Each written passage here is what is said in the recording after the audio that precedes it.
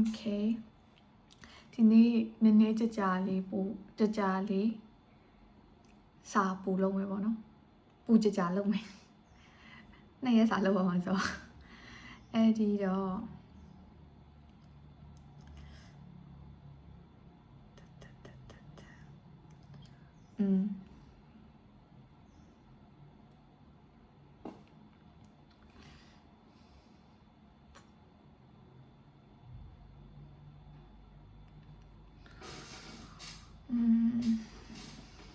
โอเคအရင်နေ့က the phospholipid bilayer အထိပြီးသွားပြီပေါ့နော်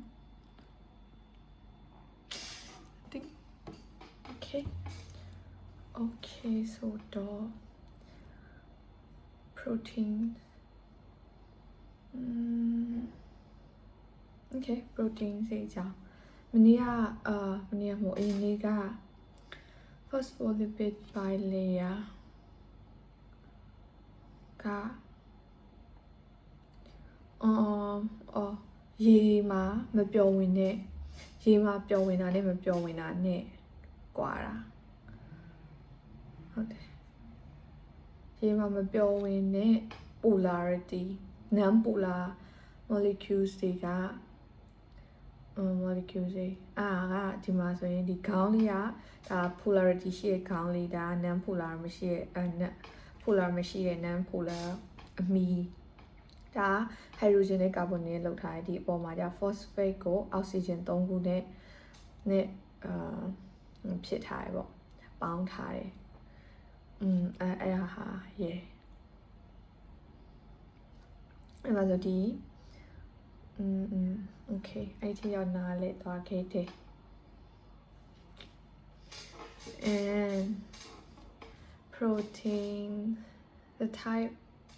and distribution of proteins only to distinguish neuron from okay protein ဘက်ကိုပြန်လာအဲ့ဆိုရှေ့ပိုင်းမှာက chemical ဟုတ်တယ်ရှေ့ပိုင်းမှာ chemical အကြောင်းပြောတော့ change of carbon atoms blah blah blah blah ကို protein ကိုသူပြန်ပြောမယ် the type of distribution protein molecule distinguish neuron from other type of cell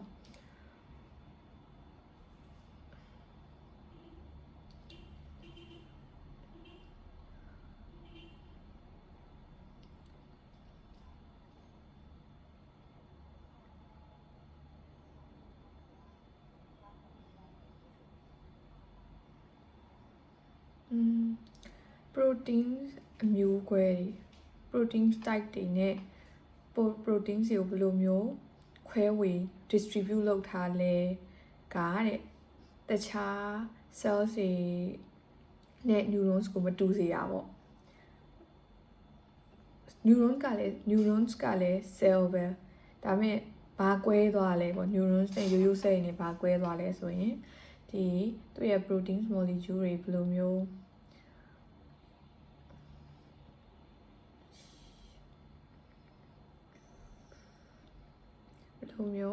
distribute လုပ်ထားလဲဘယ်လို protein type တွေကိုဘယ်လိုမျိုး distribute လုပ်ထားလဲက neuron တွေကိုတခြား cell နဲ့ကွဲသွားစေတယ် enzyme နဲ့ catalyze chemical reactions in the neurons cytoskeleton that give neuron its special shape receptor that are sensitive to neurotransmitter all made up of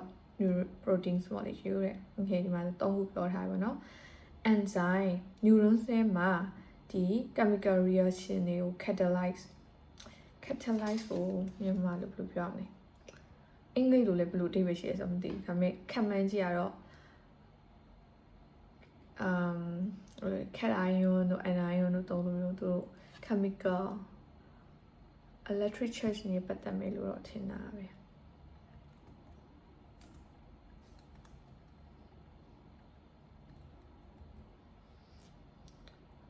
ဟုတ် catalyze ကတဲ့ cause ဖြစ်စေရ accelerate မြန်ဆန်စေရ okay enzyme တွေက chemical reaction တွေကိုဖြစ်ပေါ်စေတဲ့ကူညီပေးရတဲ့သူတွေဖြစ်ပေါ်စေတဲ့သူတွေပေါ့ဒါမှမဟုတ်ရင် accelerate လုပ်ပေးရတဲ့သူတွေ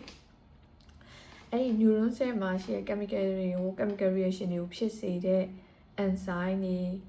နောက်ပြီးတော့ဒီ neurons ကိုတဲ့သူ့ရဲ့ special shape ပုံစံ design shape ဖြစ်အောင်လုပ်ပေးတဲ့ cytoskeleton မမီလားမသိ cytoskeleton ရဲ့ receptor neurotransmitter တွေကိုလက်ခံနိုင်တဲ့ sensitive ဖြစ်တဲ့ synapse နေရာလေးပေါ့ receptor တွေခင်ဗျာတဲ့အကုန်လုံးအဲ့ဟာတွေအကုန်လုံးပေါ့ရှိသမျှ cell ထဲမှာရှိသမျှဟာတော့မဟုတ်အဲ့ဒါတွေအကုန်လုံးကအဲ့ protein molecule တွေနဲ့လောက်ထားရဲတဲ့ resting potential and action potential resting potential နဲ့ action potential နဲ့မှတ်မိသေးမယ်ထင်ပါတယ်ကိုပြောပါ resting potential က resting လုပ်နေတဲ့အချိန်ပေါ့နော် neurons membrane ရဲ့အပြင်နဲ့အတွင်းဘက်မှာအတွင်းထဲက positive ချက်ပုံများလားအဲ့ဟာတော့တခြားမမီထိုင်နော်လားဒုံ resting membrane က negative အတွင်းထဲက negative ကအတွင်းထဲက negative ဆိုရင် resting potential negative ဆိုရင် resting negative ဆိုရင် resting action ဆိုရင် positive ဖြစ်တာ negative ဆိုရင် resting rest လုပ်တော့အိတ်နေတော့ငြိမ်နေရယ်နေနေရယ် okay အဲ့တော့ negative အဲ့တော့ resting potential က neurons အတွင်းထဲမှာက negative charge ပိုများနေရင် action potential က neuron အတွင်းထဲမှာက positive ပိုများနေ depends on special proteins that phosphate bilayer ဆိုတော့ဒီ phosphate bilayer မှာ bilayer လို့ခေါ်တယ်လို့နှစ်ခုဒီလိုသူရဲ့ဟိုဟာနှစ်ခုကတ်ထားလို့ bilayer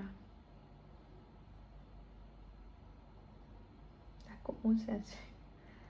and special proteins that span okay already the phosphate bilayer မှာရှေ့မှာဒီသူ့ရဲ့ structure မှာသူရဲ့ chemical structure အကြောင်းပဲပြောတာပေါ့နော် protein အကြောင်းမပြောရသေးဘူးဒါပေမဲ့ငါတို့သိတာကတော့ protein တွေနဲ့ membrane တွေရောပါရောအကုန်လုံး protein တွေနဲ့ပဲလောက်ထားတယ်လို့သိရပါတော့တိထားပြီးသားပေါ့အဲကြောင့်တစ်ခုတော့ဆက်နေမှာပဲ These protein provide ဟုတ်တယ်ခင်ဗျာဆိုတော့ resting potential နဲ့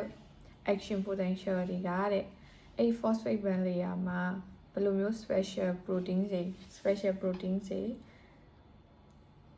ရှိနေတဲ့ span မှာပြန်ကားအဲ့မှာရှိနေတဲ့ special protein တွေပေါ်မှာမူတည်ရတဲ့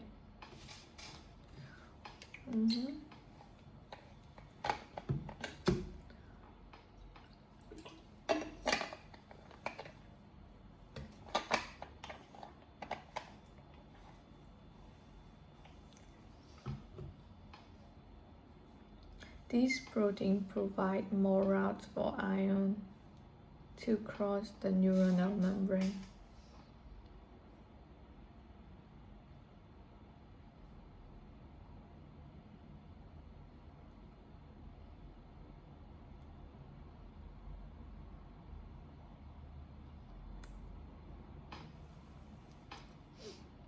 A protein တွေက neuronal membrane ကိုဖြတ်တန်းသွားလာဖို့အတွက်လမ်းကြောင်းတွေလုပ်ပေးရပေါ့ ion တွေအတွက်ဘာလို့လဲဆိုတော့ neuronal membrane ကလုံးဝကာထားလို့မဖြစ်ဘူးเนาะဖွင့်ပေးတဲ့အချိန်ရှိတင်တယ်ဆိုတာအတွင်းထဲကcharge တွေ ion တွေနဲ့အပြင်ဘက်က ion တွေကအမြဲတမ်းပုံတည်ဆိုရင်တော့အမြဲပိတ်ထားရတယ်ဆိုကိစ္စမရှိဘူးပုံတည်ဆိုတာneurons အတွင်းထဲကအမြဲတမ်း positive charge ပဲဖြစ်နေမယ်ဆိုရင်ဒါကပိတ်ထားရပါကိစ္စမရှိဘူးเนาะဒါပေမဲ့ positive charge နဲ့ negative charge နဲ့ပြောင်းနေရဆိုရင်အဲ့အတွင်းထဲမှာရှိတဲ့ဒီ ion တွေကကူးတန်းပြောင်းလေလုံးမရမှာပေါ့ဆိုရင် positive အတွင်းထဲမှာ positive charge တွေများနေရဆိုရင်ရှေ့မှာပြောခဲ့တဲ့ potassium K+ sodium Na+ တွေကneurons အတွင်းထဲက cytoplasm cytofluid နာမည်မိသွား အဲ့မှာပုံများနေမှာပေါ့နော်အပြင်မှာထက်ဆိုင်အပြင်ကထက်ဆိုင်ပုံများနေမှာအဲ့ကြောင့်အဲ့များနေတဲ့ iron တွေကဒီတိုင်းသူ့ဘက်သူ neutral ဖြစ်မသွားဘူးအဲ့ iron တွေကအပြင်ကိုထွက်သွားမှအတော်အသင့်အဲ့ atom တွေထွက်သွားတော့မှသူ့တွေကနည်းသွားပြီး negative charge ဖြစ်သွားမှာပေါ့နော် resting potential ကိုရောက်သွားမှာပေါ့ action potential ကနေ resting potential ကိုပြောင်းနေဖို့အတွက်ဆိုရင်အဲ့ iron တွေကအပြင်နဲ့အတွင်းနဲ့ကိုဖြတ်တန်းသွားလာနေမှရမှာပေါ့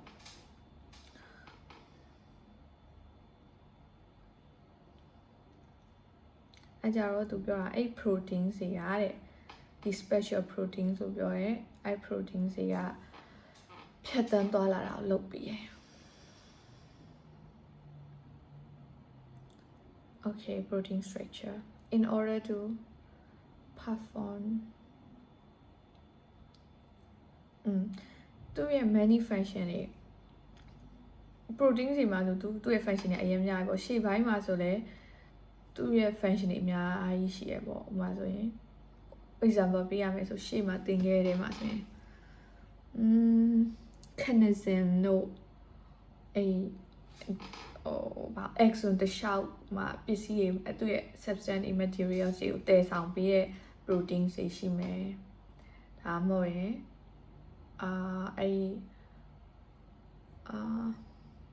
အဲ့ microtubules ကိုနဲ့ဖွဲ့စည်းထားတဲ့ protein တွေရှိမယ်အများကြီးရပေါ့ရှိသမျှအရာတွေအကုန်လုံး protein တွေကြီးပဲအဲ့ကြတော့အဲ့ protein တွေက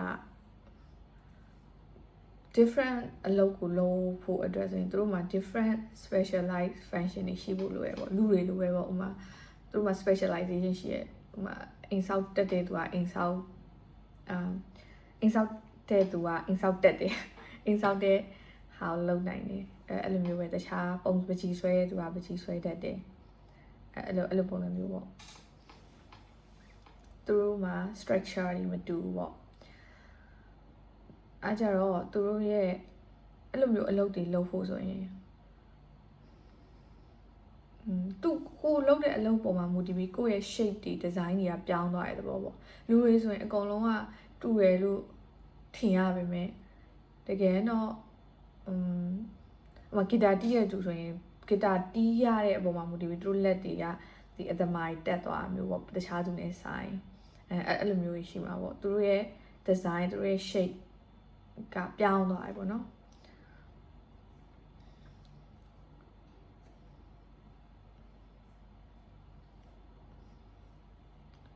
အဲ့ကြတော့အဲ့ protein တွေက different protein တွေက different shapes size chemical characteristics တွေရှိရဲ့တဲ့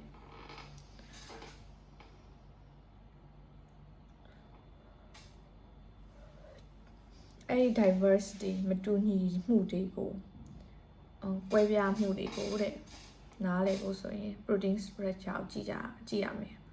Chapter 2 မှာဆိုရင် proteins are molecule assembled from various combination of 20 different amino acids က building blocks of proteins basic structure of an amino acid is shown in figure 3.4 here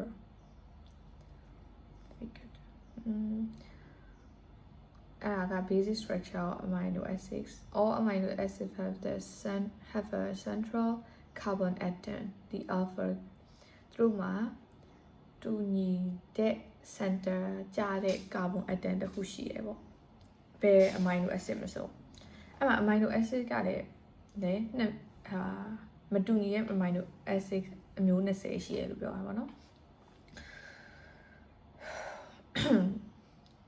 Bound to which is covalently bound to covalent covalent ကဝေမျှပြီးတော့ပေါင်းတာကိုပြောပါဘောနော်ဟုတ်တယ် iron လို့မဟုတ်တဲ့ဟာကိုပြော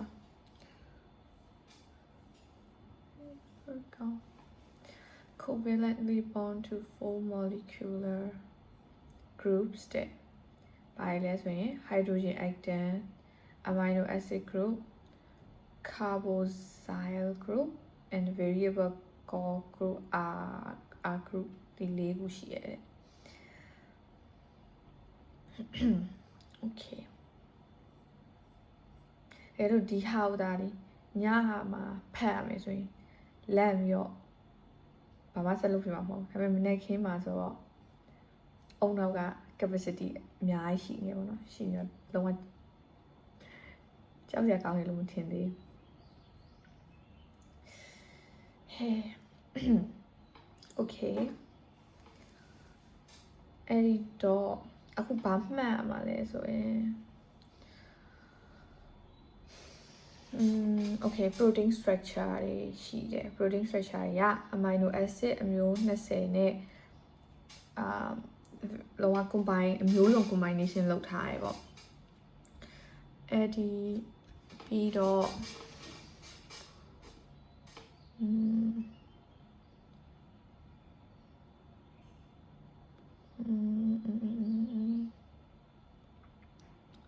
okay အဲ့မှာဆို amino acid အကြောင်းပြောတယ် amino acid တွေအကုန်လုံးမှာ carbon central carbon တစ်ခုရှိတယ် 4 molecular ပြီးတော့မှကျန်တဲ့ဟာတွေနဲ့ပေါင်းထားရပါတော့ဒီဟာဆိုတာအမျိုး20ကိုတင်းနေတော့5ခွန်စနစ်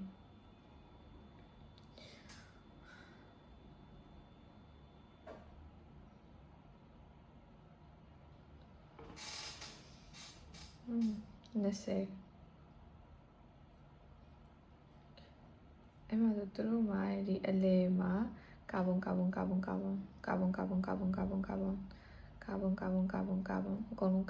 central group ရှိရယ် B ကနေပြီးတော့မှလာပြီးတော့ပေါင်းထားတာပေါ့သူတို့မှာဆောနာပြောရဲ4ခုပါပါလေ4 molecular 4ခုက hydrogen atom တစ်ခုရှိမယ်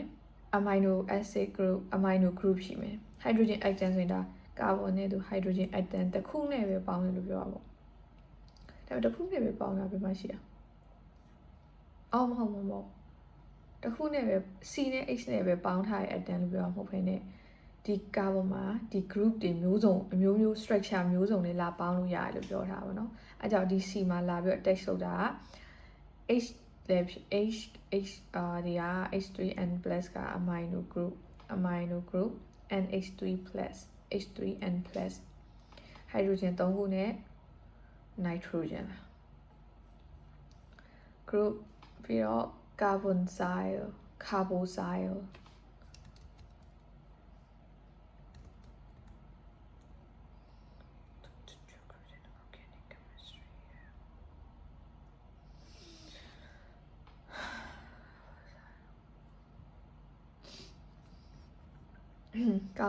group က COO- hydrogen atom ဆိုရင် hydrogen တစ်လုံးကသူကပါသူ electron တစ်လုံးနဲ့ proton တစ်လုံးနဲ့ပဲရှိရတာ hydrogen atom က charge neutral ဖြစ်နေသူက proton တစ်လုံးနဲ့ electron တစ်လုံးနဲ့ပဲရှိရဆိုတော့ဒါမဲ့တဲ့ ion ဖြစ်ဖို့က electron loose သွားမှ ion ဖြစ်မှာokay အဲဆို hydrogen atom ကဒါ neutral ဖြစ်တာပေါ့နော်ဒါပေမဲ့ amino group ကတော့ positive ဖြစ်တယ် carboxyl group က negative ဖြစ်တယ် negative charge CO2 မဟုတ်ဘဲနဲ့ COO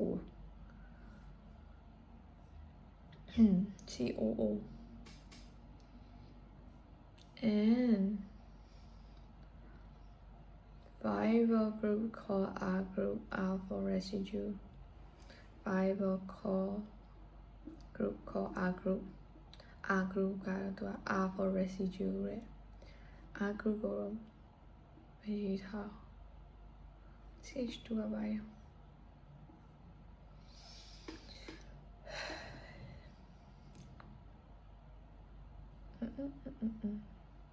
ဒီမှာကြည့်မယ်ဆိုရင် hydrophobic R group hydrophilic ဖြစ်ထားတယ်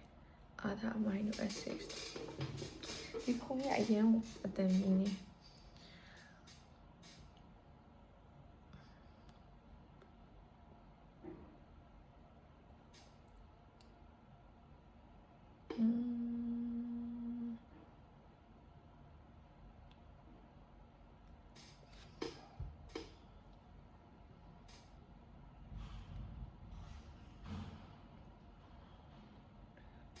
hydrogen CO ပြီးဒီအောက်ကဒီက R group ပြောတာဟုတ်ဒါ R group သူရှင်းတော့မပြထားသေးဘူးဆိုနားမလဲဟုတ်တယ်ဒီမှာသူ့မှာပုံမှန်အားဖြင့်ဆိုရင်ဒီ group တွေရှိရပြီးရင်အောက်က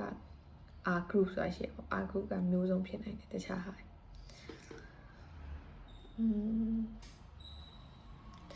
ဒီနေ့စိတ်ဝင်စားကြကောင်းတယ်ပုံမှန်အားဖြင့်ဆို chemistry ကိုစိတ်ဝင်စားကြမကောင်းလို့ထင်တာဒါပေမဲ့ဒီလိုမျိုးချိတ်ဆက်မမိလို့ခံစားပဲချိတ်ဆက်မိသွားရင်ဒီဟာဘယ်နေရာမှာဘယ်လိုသုံးလဲဒီနေရာမှာဘယ်လိုမျိုးသုံးလိုက်ဘယ်လိုမျိုး different action တွေ different function တွေဖြစ်လာတယ်ဘယ်လိုမျိုးအသုံးဝင်နေဆိုတော့သိဖို့လိုအပ်တာကျောင်းနေမှာကြတော့အဲ့လိုမျိုးသိလို့မပြောဘူးထင်တယ်ဒီတိုင်းပဲအလကားနေတင်ရဘယ်လိုဖြစ်နေရောမသိချင်အခုထားအကုန်လုံးသိချင်တယ်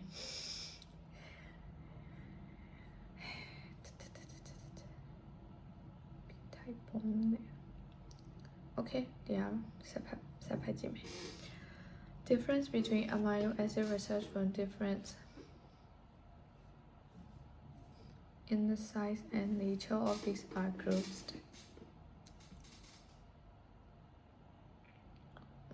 amino acid တွေရဲ့သူတို့တစ်ခုနဲ့တစ်ခုဘယ်လိုကွာသွားလဲဆိုတာအဲ့ဒီဆောနာပြောလို့ဒီ၄ group ပေါ့နော် molecule ၄ group ကဘယ်လိုမျိုးတွေလာပြီးတော့ပတ်သက်လာပြီးတော့ဘယ်လိုမျိုးတွေလာပြီးတော့ပေါင်းစည်းထားလဲ difference in size and nature of these R groups size နဲ့ဒီ R groups တွေပုံမှန်မူတည်ရဲအဲ့ဆိုရင်ဟုတ်တယ်အမြဲတမ်းရရှိနေတာဒါပေမဲ့ဒီနေရာကတော့တစ်ခုပြောင်းသွားတယ်ပုံမှန်အားဖြင့်ဆိုဒီမှာဆိုဒီ၄ခုအမြဲဒီ၄ခုကရှိနေတာပေါ့နော် amino acid မှာဆိုရင်၄ခုလုံးရှိတယ် amino acid ဆိုပြောလိုက်ရင်ဒီ4 molecular ၄ခုလုံးရှိတယ် H ရဲ့ hydrogen ရဲ့ amino group ရဲ့carboxyl group ရဲ့ကအမြဲတမ်းရှိနေဒါပေမဲ့ဒီတစ်ခုကလွယ်ပြီးဒီတစ်ခုကတော့ HN နဲ့ H3N+ မဟုတ်ကျန်တဲ့ဟာအကုန်လုံးမှာဒီ group တွေအောက်မှာလည်း R group တွေအမြင်ပါတယ်ပေါ့နော်အဲကြောင့်ဒီအဓိကပြောင်းသွားတာဘာဖြစ်လဲဆိုတော့ဒီ R group ကအဓိကပြောင်းလဲသွားဖို့ကျန်တဲ့ဟာကြီးကအမြင်အတူတူပဲဆိုတော့အဲဒီ R group ကဘယ်လိုမျိုးကြီးလဲဘယ်လိုမျိုး structure လဲ R group ပေါ်မှာမူတည်ရပါ amino acid တစ်ခုနဲ့တစ်ခုမတူညီမှုကProperties of R group determine the chemical relationship in which each amino acid can participate.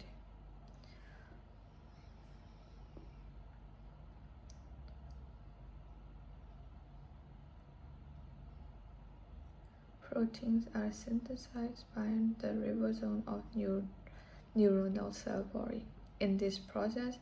amino acids assemble into a chain connected by peptide bond.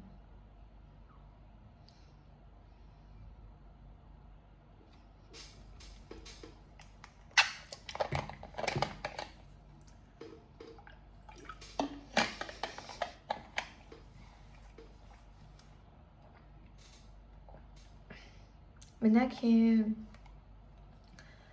no yeများတောက်တင်တယ်ဘာလဲဆိုမနက်ခင်းနိုးတဲ့အချိန်မှာ cortisol ဟော်မုန်းလားမနက်ခင်းဘာလို့နိုးလာလဲဆိုတာ morning cortisol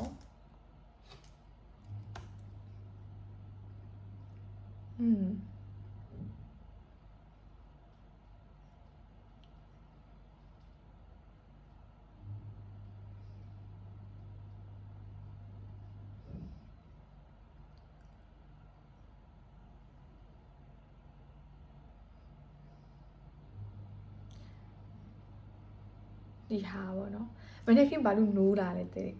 ရင်ဘာလို့နိုးလာလဲဆိုတော့ cortisol ကြီးတက်လာလို့ပေါ့နော် cortisol သာမတက်လာဘူးဆိုရင်ဆက်အိမ်နေမှာ လူရဲ့ rhythm biology rhythm ပေါ့အိတ်နဲ့အိတ်တာနဲ့နိုးထနဲ့ကို control လုပ်နေတဲ့ hormone နှစ်ခုပေါ့နော် cortisol နဲ့ melatonin နဲ့ညဆိုရင် melatonin တက်လာတဲ့အချိန်ကျရင်လူကအိတ်ချင်လာ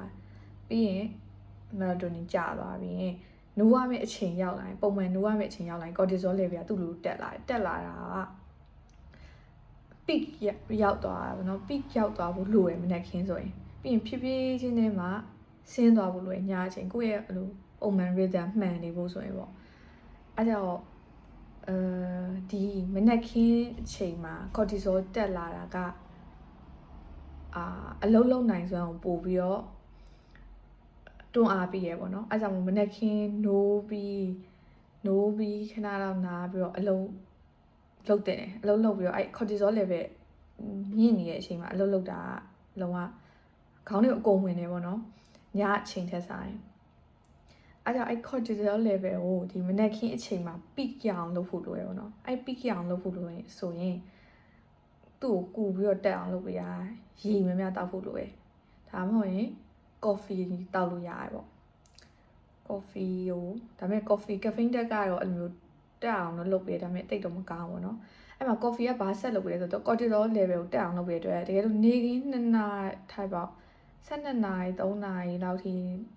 ဆက်တောက်မယ်ဆိုရင်အဲ့12နာရီ3နာရီလောက်ထိကို cortisol level ကမြင့်နေပါဘောเนาะမြင့်နေတဲ့အချိန်ကျတော့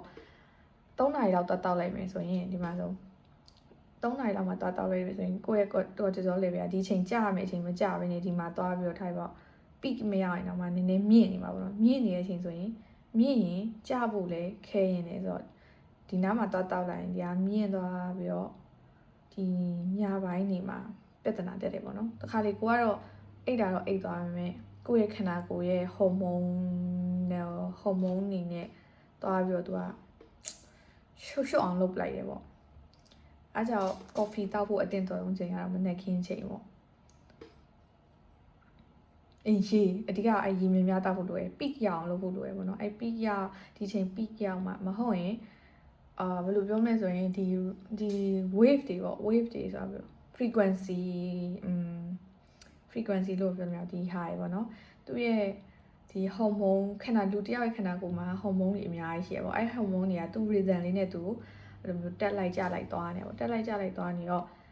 သူ့မှာ baseline level ရှိရပေါ့နော်ဒီချိန်ဆိုတော့ဒီဟော်မုန်းကလူတစ်ယောက်အတွက်ဒီနှုံးနဲ့သူ့ရဲ့ဟို rhythm ဆိုသူ့ frequency နဲ့ပေါ့သူ့ရဲ့အချိန်ကြီးတစ်နေ့မှာတစ်ချိန်ကို peak ရောက်ကိုရောက်ရမယ်ဒီ baseline ကိုရောက်ကိုရောက်ရမယ်ဆိုရင်ရောက်ကိုရောက်မှာပုံမှန်အပြင်ကိုကမလုံးလိုက်ဘူးတခုခုကိုပုံမှန်အစားအသောက်ပဲဖြစ်ဖြစ်အိတ်ချိန်ကြောင်ပဲဖြစ်ဖြစ်ဒါမှမဟုတ်ကိုယ့်ရဲ့စိတ်ခံစားချက်တွေပဲဖြစ်ဖြစ်အဲ့လိုကြောက်ခဲ့ဖြစ်သွားရဲဆိုရင်အဲ့ baseline တွေကပြဿနာတက်သွားပြီပေါ့နော်သူရောက်နေကြနေရမရောက်ခင်နဲ့ဟိုမှာကိုကနည်းနည်းစိတ်ညစ်နေဆိုရင်အဲ့တချို့ပေါ့တချို့ဟော်မုန်းတွေပေါ့ဒီ cortisol တော့ပြောမှာမဟုတ်သူရောက်တဲ့လောက် peak ကိုမရောက်ခင်နဲ့ဒီလောက်မှရက်သွားပြီပေါ့အဲ့ကြတော့ကိုယ့်ရဲ့ baseline ကလေကျသွားတော့ဟိုမှာဆိုရင်နောက်အဲ့လိုမျိုးဖြစ်ခါထက်ကဖြစ်နေရင်အာ habit လိုမျိုးဖြစ်သွားပြီ baseline ကလုံးဝပြောင်းသွားအဲ့ဆိုပုံမှန်ကိုကပျော်တဲ့အချိန်ကအများကြီးရှိရဆိုကိုကမပျော်တဲ့အချိန်တွေဇက်တိုက်တွေ3-5 လလောက်ကြာသွားရင်ကိုယ့်ရဲ့ baseline ကလည်းအဲ့လောက်ပဲကြာသွားတဲ့အတွက်နောက်မှပျော်ဖို့ကလည်းမဖြစ်တော့အဲ့ဟာကိုပဲသူကပုံမှန်လို့ယူလိုက်တော့အဲ့ချီပဲတက်တော့အမြင်အဲ့ကြောင့်ကိုယ့်ရဲ့စိတ်ကဒီပုံမှန်ခြေကြီးပဲရောက်သွားပြီးတော့ထပ်ပြီးတက်မလာတော့ဘူးเนาะအဲ့လိုမျိုးအဲ့ဒါကိုနားလည်ဖို့လိုရပေါ့နားလည်မှဒါကိုယ့်ရဲ့စိတ်အခြေအနေကိုယ့်ရဲ့ emotion တွေကိုယ့်ရဲ့ခန္ဓာကိုယ်ရပါဖြစ်နေလဲဆိုတော့နားလည်မှကိုကဒီဘဝမှာရှင်သန်ရတာပို့ပြီးတော့အဆင်ပြေတာပေါ့နော်လူတွေနဲ့ဆက်ဆံရတာပို့အဆင်ပြေမယ်အလုပ်လုပ်ရပို့အဆင်ပြေမယ် focus လုပ်ရတာပို့အဆင်ပြေမယ်တချို့လူတွေဆိုဘဝမှာပြဿနာရင်းများတယ်ဆိုတော့အဲ့လို relationship တွေပဲဖြစ်ဖြစ်စာလုပ်ရတဲ့ကိစ္စတွေဖြစ်ဖြစ်အလုပ်တွေနဲ့လုပ်ရတဲ့ဖြစ်ဖြစ်ပေါ့နော်ခါလေးရှိရမလားဟိုကိုကစာတော့လုံးဝမယ်လုံးချင်တယ်ဒါပေမဲ့ focus ကလုံးဝမရအောင် focus ကစာကိုကြည့်လိုက်တာနဲ့မရတော့အိတ်ချင်လိုက်တခြားဟာတော့လုံးချင်တယ်အဲ့လိုမျိုးပေါ့အဲ့ကိုယ့်ရဲ့ဟော်မုန်းကိုယ့်ရဲ့ဒီဟော်မုန်းတွေကငြိမ်မနေလို့ပေါ့နော်ကိုယ့်ရဲ့ lifestyle ကိုစားတောက်တဲ့ကိုယ့်ရဲ့နေထိုင်မှုပုံစံကိုစားတောက်တဲ့အစားအစာတွေကိုအိတ်တဲ့အပေါ်တွေနောက်ပြီးကိုအသုံးပြုတဲ့ ထိုင်ပါဖုန်းတွေပါတုံးနေကိုခေါင်းတွေကိုထည့်နေတဲ့အရာတွေပေါ့ input တွေပေါ့နော်အစားအသောက်ပဲဖြစ်ဖြစ်ဟိုအုံနောက်ထဲကိုထည့်အရာတွေပဲဖြစ်ဖြစ်အဲ့ input တွေကကိုယ့်ရဲ့ဒီ lifestyle ပေါ့ကိုယ့်ရဲ့ lifestyle ကဒီကိုယ့်ရဲ့ rhythm normal biological hormone rhythm တွေကို change လုပ်ပလိုက်တဲ့အတွက်ကြောင့်ကိုကလေကိုပြောင်းလဲပလိုက်တာပေါ့ကိုကအဲ့လိုလွယ်ကူတဲ့အရာတွေတခြားဘာမှတိတ်ပြီးတော့မလုပ်ရတဲ့အရာတွေပေါ်မှာကိုကအလေးကျင့်လုပ်ပလိုက်တဲ့သဘောပေါ့ပုံမှန်အဖြစ်တော့ဒါတော့အလေးကျင့်လို့ပြောလို့ရတယ်ဒါပေမဲ့ဒီ hormone cycle လေးပိုင်းနဲ့ကြာပို့ပြီးနည်းနည်းရှင်းလင်းပြီးတော့မျက်လုံးနဲ့ပိုမြင်လာပေါ့ဘယ်လိုဖြစ်နေရလဲဘယ်လို control ခံရနေရလဲဆိုတာအဲ့တော့အဲ့လိုမျိုးပေါ့ကိုယ့်ရဲ့ဒီ rhythm တွေ hormone rhythm တွေကအဲ့လိုမျိုးကို control လုပ်ထားတဲ့အခါမှာဆောနာလိုမျိုး cortisol level ကသူတက်တဲ့လောက်တက်မလာတဲ့အချိန်မနေ့ခင်မထနိုင်တာတွေအဲ့လိုမျိုးဖြစ်လာပြီပေါ့နော် cortisol level ကအမှဆိုမနေ့ခင်မထနိုင်တာမျိုးတွေမနေ့ခင်ဘယ်လိုမှထလို့မရတာမျိုးတွေနောက်ပြီးအာယုံ focus မရတာဆိုလဲအဲ့လိုမျိုးရှိရပေါ့နော်ဒီကိုယ့်ရဲ့ hormone တွေကကို control လုပ်နေရနောက်ပြီးကိုယ့်ဘဝမှာလုံးဝပျော်စရာတွေလုံးဝမရှိဘူးအမြဲတမ်းစိတ်ညစ်နေရတယ်ဆိုတာကလည်းဒါကိုပြန်ပြီးတော့ train ခံလိုက်ရတဲ့အကြောင်းဒီ hormone တွေကသူ့ရဲ့ baseline ကျသွားတာပေါ့နော် baseline ကျသွားတဲ့အတွက်ကိုကပုံမှန်ဒီလောက်လေးပဲသွားတော့မယ်ပုံမှန်ဆိုရင်ထိုင်ပါနည်းနည်းတစ်ပတ်ဝန်းကျင်မှာဘယ်လိုခေါ်မလဲသူ့ရဲ့ဟိုသွားရဲ့နှုံပေါ့နော် magnitude က amplitude ကတစ်လောက်ရှိမယ်ဆိုရင် baseline ကျသွားတဲ့အခါမှာ 0.5 လောက်မှာပဲသွားပြီးတော့သွားနေရမျိုးပေါ့နော်အဲ့လိုမျိုးကြီးပေါ့အဲ့ကြတော့အဲ့အရာကိုပြန်ပြီးတော့ပြင်လို့ရတယ်ပေါ့နော်ပြင်လို့ရတယ်ဆိုတော့ habit အဓိကတော့ habit နဲ့ပဲပြန်ပြင်ရတာပေါ့စားကျွန်တော် comfortable မဖြစ်ဘူးဘာလို့ဆိုတော့လူတိုင်းကကိုယ့်ရဲ့လက်ရှိ rhythm မှာပဲ comfortable ဖြစ်တာအဲကြောင့် comfortable မဖြစ်တဲ့အရာကိုထိုးပြီးတော့လှုပ်ဆက်ကြည့်မှအရင်ပင်ပန်းပါပဲပင်ပန်းနေဒါပေမဲ့နောက်ပိုင်းကျရင်အဓိကအဲ့လိုမျိုးရေရှည်ပေါ့ consistency ရှိနဲ့လှုပ်လိုက်တယ်ဆိုရင်ကိုယ့်ရဲ့ baseline တွေကလည်းမြင့်သွားမှာပဲတူတူလိုက်ပြီးတော့အဲကြောင့်ကိုကသူများတွေထက်ပို့ပြီးတော့လွယ်ကူတချို့တွေဆိုရှိရတချို့တွေထင်တယ်ပေါ့နော်ဒီလူတွေကငါ့ထက်အမြဲ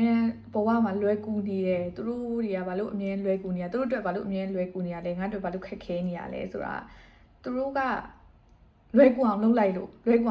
သူတို့အတွက် natural ဖြစ်အောင်လုပ်လိုက်လို့ဒီဟာဟိုမှာဆိုစာဖတ်ရတာ focus လုပ်ရတာကြည့်လိုက်တာနဲ့ချက်ချင်း focus ရသွားတယ်ဆိုရင်တနားရီလောက်ကြည့်လိုက်တာနဲ့တော်ရုံလူ10နာရီလောက် focus မရတဲ့သူက10နာရီလောက်ကြည့်ပြီးတော့မှနားလည်သွားတာနဲ့တကယ် focus ရတဲ့သူကတနားရီလောက်ကြည့်ပြီးနားလည်သွားတယ်ပေါ့အဲကြောင့်သူတို့အတွက်အရင် optimize ဖြစ်တယ်ဘာလို့ဆိုတော့သူတို့ကသူတို့ရဲ့ lifestyle ကို invest လုပ်ထားလို့သူတို့ရဲ့ lifestyle မှာဒီ focus ရမယ်သူ hack ဒီ life မှာ hack sneak တွေအများကြီးရှိရပေါ့နော်အဲကြောင့်အဲ့လိုဟာမျိုးကို live ပြီးတော့လေးလာဘာလဲဆိုတော့ကိုယ့်ဘဝမှာအောင်မြင်တယ်ဆိုတာကတော့လူတိုင်းမှာအောင်မြင်တဲ့ definition အမျိုးမျိုးရှိရပေါ့နော်ကိုကတင်ယူခြင်းတဲ့သူလားကိုကဟို create output ထုတ်ခြင်းတဲ့သူလားဒါမှမဟုတ်ကိုက relationship တွေမှာပိုကောင်းချင်တာလားအမျိုးပေါ့ကိုယ့်ရဲ့ problem တွေကိုရှာပြီးရင်ကိုကဘယ် problem တွေကို solve ခြင်းလဲပေါ့လူတွေနဲ့ပတ်သက်တဲ့ social anxiety တွေဘာတွေ solve ခြင်းတာလား focus problem တွေ solve ခြင်းတာလားအဲ့လိုမျိုးရှာပြီးတော့ဘာလုပ်ရမလဲဆိုတော့အဖြေရှာလို့ရတယ်အကုန်လုံးကအစပိုင်းတော့နည်းနည်းခက်မယ်ဒါပေမဲ့အဲ့ခက်တဲ့အရာကိုကြော်လွန်သွားရင်အဲ့အကုန်လုံးကိုယ်တည်း natural ဖြစ်သွားတယ်လူတွေကတချို့လူတွေကအဲ့လိုမျိုး result ကိုပဲကြည့်ပြီးတော့ငါတော့မဖြစ်နိုင်ပါဘူးပြမဖြစ်နိုင်ဘူးမရှိဘူးအကုန်လုံးဖြစ်နိုင်တယ်ကိုကအဖြေကိုရှာမတွေ့လို့အဖြေရှာတွေ့ပြီးသွားရင်လေကိုကတိကျနေမလောက်တာပေါ့မလောက်တာပေါ့နော် consistency ရှိမလောက်တာမျိုးပေါ့အဲ့ဒါကြီးကြောင့်တကယ်တော့အဲ့အားလုံးလွယ်ကူအောင်လုပ်လိုက်လွယ်ကူသွားတယ်ဒီဟာကတော့ဘယ်ရတည်လဲဆိုရင် Andrew Habermas video တွေပေါ့နော်သူ video တွေ promotion series သူ video တွေမှာအဲ့လိုမျိုးအများကြီးသူက neuroscientist ပဲသူ့တွေမှာအများကြီးအဲ့လိုမျိုးရှင်းပြပေးထားတယ်ပေါ့နော်အဲ့ဒါကိုပိုနားလေသွားတဲ့ခါကျရင်လွယ်ကူရယ်ပေါ့နော်ဒီတိုင်းသူများတွေပြောတာထက်ဆိုင်နင်လုံးလို့ပြောတာထက်ဆိုင်ကိုခေါင်းထဲမှာရှင်းပြီးတော့သဘောပေါက်နားလေသွားတဲ့ခါမှာအော်ဆိုပြီးတော့လောက်ပါပို့ပြီးတော့လွယ် motivation လည်းပို့ရတယ် okay ဒါကတော့ sharing ဂျားဖြတ် sharing လုပ်လိုက်တာပါနော်အဲ့ဒီတော့မနေ့ကမိုးလင်းရေကိုတောက်နိုင်တယ်များများတောက် okay ဆက်သွားမယ်ဆိုရင် protein synthesize synthesis by ribosomes of neuronal cell body. In this process, ဟုတ်တယ်မှတ်မိတယ် protein တွေက neuron ရဲ့ cell body စုံမှာ cell body တဲက ribosome တွေကနေပြီးတော့ ribosome တွေက protein တွေကို generate synthesize လုပ်ပြီး In this process, amino acids assemble into a chain connected by peptide bonds, which join the amino group of one amino acid to carboxyl group of the next. Proteins made of a single chain of amino acids are called polypeptides.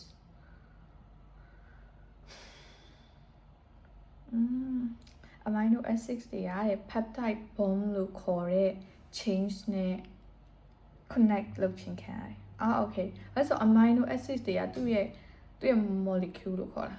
။သူ့ရဲ့ amino acids တွေကသူ့ဘက်သူလေးပဲတစ်ခုချင်းစီအမျိုး20ရှိရဆိုရင်သူ့ဘက်သူလေးဒါရှိနေတာ။ဒါပေမဲ့ဒီမှာလည်းဒီ carbonic atom တွေကိုအထဲမှာ blue structure နဲ့ change လုပ်ထားတယ်လို့ဒီမှာ amino acid ဖြစ်လာတဲ့အခါမှာ amino acid တစ်ခုနဲ့တစ်ခုနဲ့လည်းချိတ်ဆက်ဖို့လိုသေးရပေါ့နော်ဘယ်လို connect လုပ်လဲဆိုတာလိုသေးရ amino acids တွေကဒီတိုင်းတစ်လုံးပြီးတစ်လုံးပြန့်လွင့်နေရမဟုတ်ဘဲနဲ့တစ်ခုနဲ့တစ်ခုချိတ်ပြီးတော့ structure တစ်ခုဖြစ်လာပြီးတော့ protein ဖြစ်လာအဲကြတော့အဲ့မှာလေအဲ့ protein တွေတစ်ခုနဲ့တစ်ခုချိတ်ပြီးတော့သူရဲ့ protein structure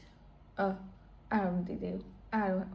တော့protein တွေတစ်ခုနဲ့တစ်ခုချိတ်ပြီးတော့တခြား structure တခြား cell membrane တို့ဆိုတော့ enzyme တို့ရှေ့မှာပြောခဲ့တဲ့ဟာတွေပေါ့နော်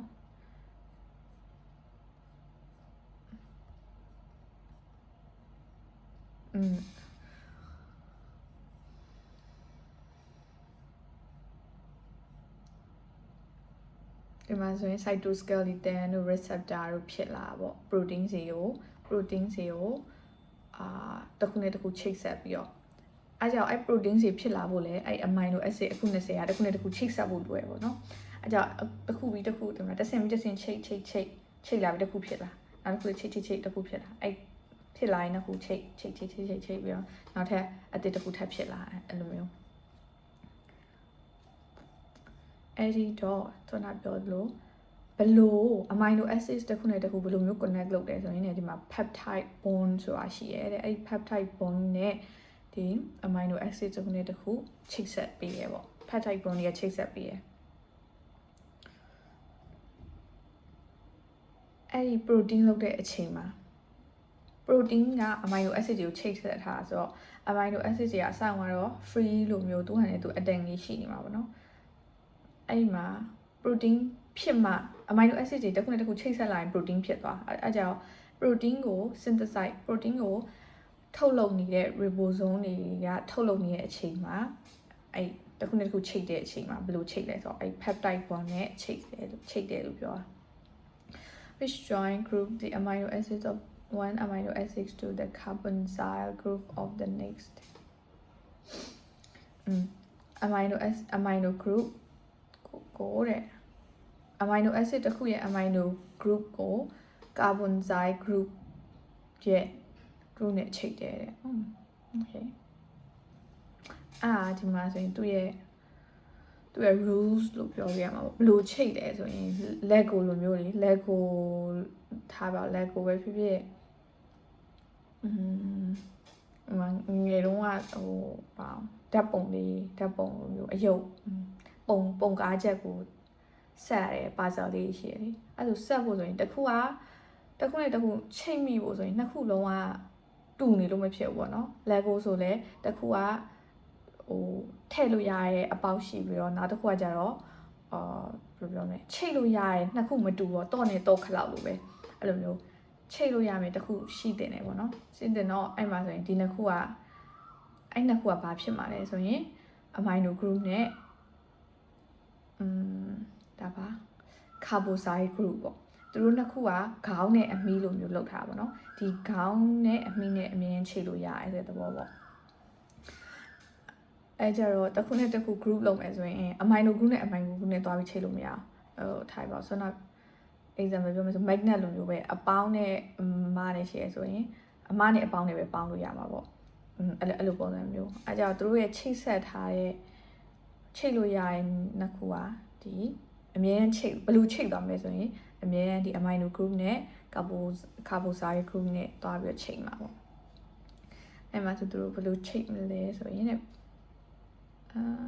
ဒါဆက်မပြောတော့ဒီမှာဆိုရင် COOHN ဒီလိုပြောင်းပြီးချိတ်လိုက်တာပေါ့နော် peptide ပေါ့ဒီခြားတော့အသေးစိတ်တော့သူပြောမထားတော့မသိသေးဘူးပေါ့ chemical ဘယ်လိုမျိုးပြောင်းသွားလဲပါတယ် Okay, proteins made of single chain or amino acids are called polypeptide တဲ့ protein အဲ့ဒါ polypeptide ဆိုတာ protein ကိုပြောတာ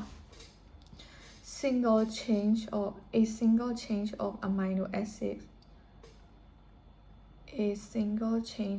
amino acids are called polypeptide. The four levels of protein structure are shown in figure 3.6. Single chain of amino acids ဆိုတာဘာပြောလဲမသိ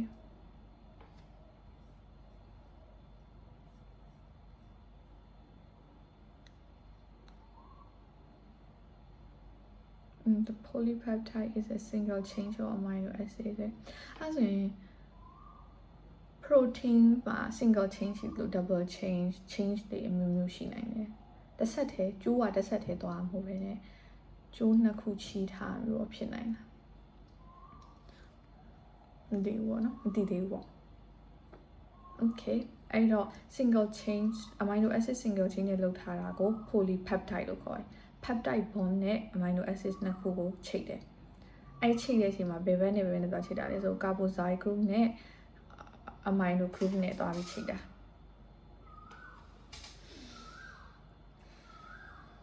four level protein structure မှာ four level ရှိတယ် primary structure is like a chain တဲ့ okay လေးခုရှိရပါတော့ပထမဆုံး base structure or primary structure က chain တစ်ခုလိုမျိုးပဲဘယ်လိုမျိုးလဲဆို amino acids တွေက linked together by peptide bond နေနဲ့ amino acid တွေက chain တစ်ခုဖြစ်အောင်ချိတ်လိုက်တယ်ပေါ့နော်အဲ့ဒါကပထမဆုံး base primary structure ပေါ့ protein structure ဆန္ဒပြောရင် polypeptide ဟာမျိုးပေါ့ As a protein molecule is being synthesized however the polypeptide chain can coil into a spiral-like configuration called alpha helix protein molecule ကတဲ့ synthesize protein molecule က coil into spiral-like configuration called alpha helix တဲ့ coil သူ့ကိုလိုမျိုး the spiral-like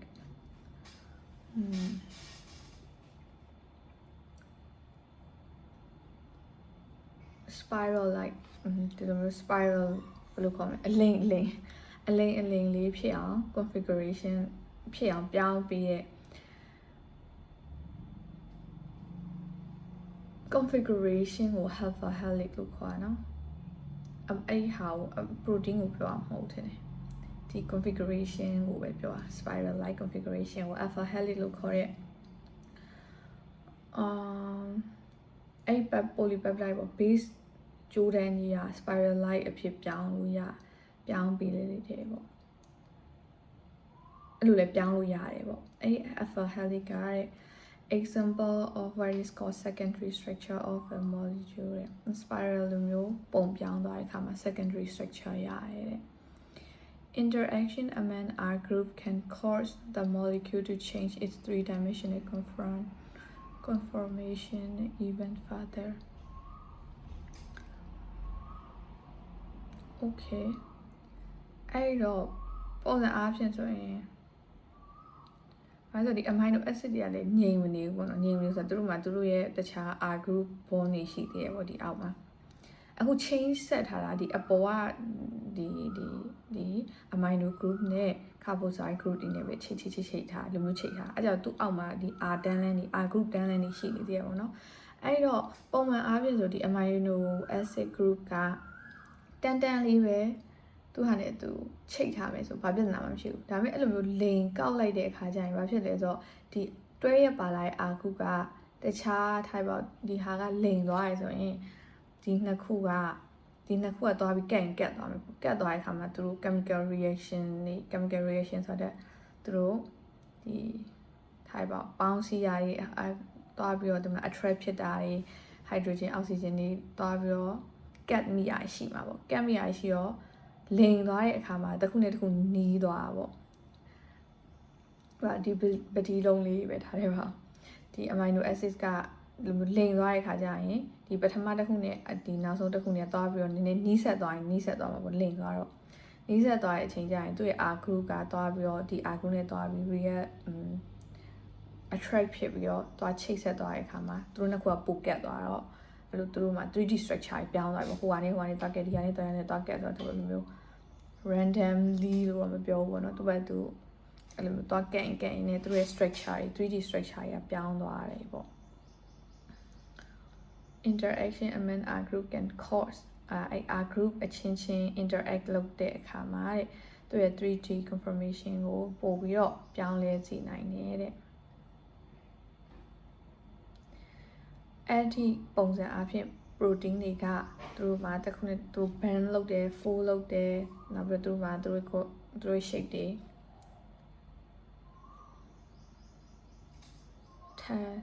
အဲ့လိုမျိုးပြောင်းသွားတဲ့အခါမှာအဲ့ shape ကို tertiary တတိယအဆင့် structure ဖြစ်တယ်ပေါ့နော်နောက်ဆုံး page ကပါလဲဆိုတော့ different polypeptide chains can bond together to form a larger molecule တဲ့ polypeptide chain ဆိုတာကokay လာပြီဒီမှာဆိုရင်အခုတတိယအဆင့်ထိက amino acid ဒီ amino acid တွေကိုတကြောင်နဲ့ chain တစ်ခုပေါ့ single chain ပေါ့နော်အဲ့ single chain က polypeptide လို့ခေါ်တာသူတို့ကတကြိုးတွေပေါ့ကြိုးတကြိုးတွေပေါ့အဲ့ရနေမှာတဲ့အဲ့ဒီ polypeptide chains တွေနှစ်ခုသုံးခု different polypeptide chain တွေပေါ့မတူညီတဲ့ polypeptide chain တွေကတစ်ခုနဲ့တစ်ခု bonding လုပ်လို့ရတယ်ပေါ့ဆန္ဒပြောလို့အဲ့လိုပဲအဲ့ R group တွေကြောင့်ပဲဖြစ်ဖို့များတယ်အဲ့ကြောင့်သူကဒီ amino acid အချင်းချင်းသူ့ရဲ့ဒီ polypeptide chain တစ်ခုထဲမှာပဲအချင်းချင်း bond လုပ်နေမှာကောတခြားကျိုးနဲ့နောက်ထပ် chain နောက်တစ်ခုနဲ့ different chain နဲ့လည်းတွားပြီး bond လုပ်လို့ရတယ်ပေါ့နော်အဲ့ bond လုပ်လိုက်တဲ့အခါမှာနောက်ထပ် larger molecule တစ်ခုထပ်ပြီးရနိုင်တယ်ပေါ့အဲ့အချိန်မှာဒါကစရုပ်ထားမြောက် structure ကိုရမယ်အဲ့ဒါသူအဆင့်3ဆင့်ပေါ့နော်ပထမတစ်ဆင့်ကတော့ amino acid အချင်းချင်း peptide bond နဲ့ခြိလိုက်တော့single chain ရတာကို polypeptide လို့ခေါ်တယ်ပထမတစ်ဆင့်ဒုတိယတစ်ဆင့်ကကြတော့သူတို့ spiral shape အဖြစ် configuration ပြောင်းလိုက်တဲ့အခါမှာ synthesize လုပ်လိုက်တဲ့အခါမှာသူတို့ဒီမှာ shape ချင်းခံလိုက်ရပါဘောเนาะအဲ့မှာဆိုရင်မှတ်မိသားမသိဘူး smooth ear တို့ဘာတို့မှာသူ shape ချင်းခံလိုက်တဲ့အခါမှာဒုတိယတစ်ဆင့်အဲ့လို shape ခံလိုက်ရတော့တစ်ခုနဲ့တစ်ခုနီးစပ်လာတဲ့အခါမှာတစ်ခုနဲ့တစ်ခု bonding တွေလုပ်ပြီးတော့သူတို့ဘာလဲသူတို့ဟိုလိုတစ်ဖက်နဲ့တစ်ဖက်နဲ့နီးတစ်ဖက်နဲ့တစ်ဖက်နဲ့ဝေးအဲ့လိုမျိုးဖြစ်ပြီးတော့သူရဲ့ 3D structure ကြီးကပြောင်းသွားတာကတတိယအဆင့်ပြီးရင်နောက်ထပ် amino acid chain တစ်ခု polypeptide chain တစ်ခုနဲ့နောက်တစ်ခုနဲ့နှစ်ခုသုံးခုပေါင်းသွားပြီးတော့ bonding တွေလုပ်လိုက်တော့ဒါကစရုပ်ထားအဆင့်အထိအဲ့ကနေမှ protein အမျိုးမျိုးရနိုင်တယ်ပေါ့နော် each of the different polypeptide contributing to a protein with quaternary structure is called subunit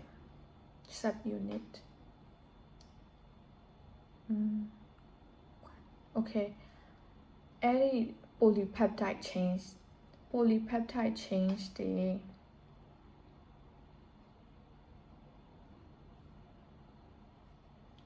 contributing to a protein with ၄ ဆင့်မြောက်မှာခွာဒီ၄ ဆင့်မြောက်အချိန်လေးမှာ protein တစ်ခုဖြစ်လာဖို့၄ ဆင့်မြောက်အချိန်လေးမှာဘယ်လိုပြောမလဲနံပါတ်၄ခုမြောက် structure ပေါ့ protein ၄ခုမြောက် structure ဆိုရင်ဒါ amino acid chain တစ်ခုတည်းမဟုတ် chain စီအများကြီးရှိရပါတော့အဲ့ကြောင့်အဲ့ polypeptide အဲ့ chain စီ amino acid chain က polypeptide လို့ခေါ် polypeptide တွေ different polypeptide တွေအများကြီးပေါင်းထားတဲ့ protein က quaternary structure လို့ခေါ်ပါတော့အဲ့ခြေနေမှာအဲ့ပေါင်းထားတဲ့ polypeptide တွေတစ်ခုချင်းစီကို subunit လို့ခေါ်ရတဲ့ subunit လို့ပြောရဲဆိုရင် polypeptide လို့ပဲပြောတာမဟုတ်ဘဲနဲ့ဒီ quaternary structure မှာရှိနေတဲ့ protein ရဲ့ polypeptide ကိုပြောတာ subunit ဆိုတာရိုးရိုး polypeptide ကိုပြောတာမဟုတ်ရိုးရိုး polypeptide လို့ပြောရင်ဒါ single chain လည်းဖြစ်နိုင်တယ်သူပဲသူတခြား protein တွေမှာလည်းရှိနိုင်တယ်ဒါမဲ့ဒီလိုမျိုး၄ဆင့်မြောက် quaternary structure မှာရှိတဲ့ protein ရဲ့ polypeptide တစ်ခုချင်းစီကို subunit လို့ခေါ်တာပြီးရင် channel proteins